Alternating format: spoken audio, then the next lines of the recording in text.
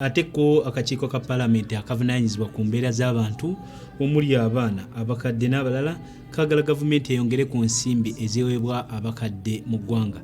Bino byogereddwa akakiiko kano bwe kabadde nga kabangula bannamawulire abagasakira olukiiko lw'eggwanga olukulu nga babayigiriza ku mbeera ez'okukuuma abakadde bano. Akakiiko ka Parliament akavunaanyizibwa ku mbeera z'abantu omuli abakadde enkya ya leero kakedde kubangula bannamawulire abagasakira ku lukiiko lw'eggwanga olukulu ku nsonga z'okulabirira abakadde.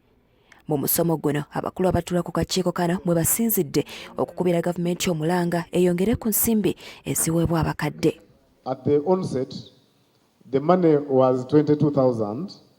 It went to 25,000. No, it was 20 actually.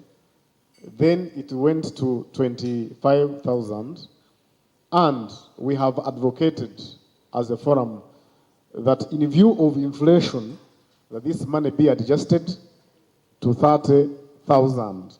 So akasente kasita kaberanga kamuwe essanyu oba agenze n'atula ku nsuwa y'amalwa ffe tukuyita kuba amasimu ewaffe oba agenze n'abeera ne banne ne batandika okuba amasimu nze kyo kasita kiberanga kye kimuwa essanyu n'abeera n'emirembe n'atuula n'abantu naye n'ayogera n'akuba ku nsawo bw'ati n'akuba ekifuba n'agamba mundabye nze lyo ly'essanyu lyange era kye njagala okulaba. It is an obligation of government okulabirira abantu baayo. It is a social contract okulaba nga abantu b'eggwanga lino balabika bulungi, basula bulungi, babeera bulungi. Okusinziira ku mbalirira y'omwaka gw'ebyensimbi oguddako 2020 gavumenti yataddemu obuwumbi 142 okukwasaganya ensonga z'abakadde wabula nga zeerinawo ziri obuwumbi 18 bwokka ate bo abagabirizi b'obuyambi bakuwaayo obuwumbi 34. Ssabakunzi w'akakiiko kano aka Parliamentary Forum on Social Protection Flavia Kabahenda wamu n'omubaka omukyalo wa Kannungo Elizabeth Karungi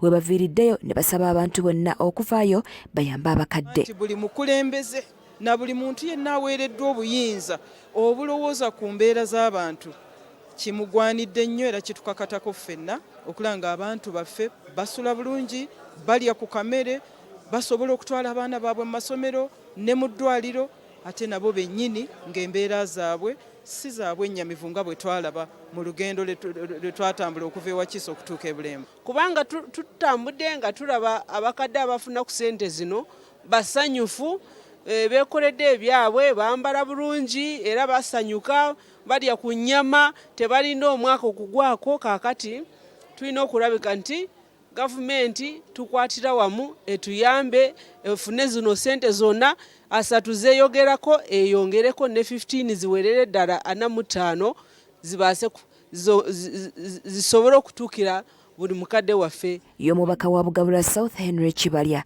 asabye abakadde obutajaajamya nnyo ssente zibaweebwa bazikwate bulungi zisobole okubayamba.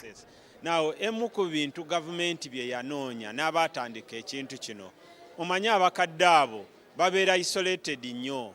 Ekimu ku bintu ebibaleetera okufa amangu kubisigala nga balowooza banaku ensi ebeerabidde temanyi nga gye bali gw'osanga omukadde n'agamba gomanyi nga ndimu omugaso olowooza ndina value naye kati buli lwe bafuna ssente ezo bategeera nti tumanyi nga bali mu value. Shamem Naiga, Nicholas Ndugga, Delta TV Amasukkulumu.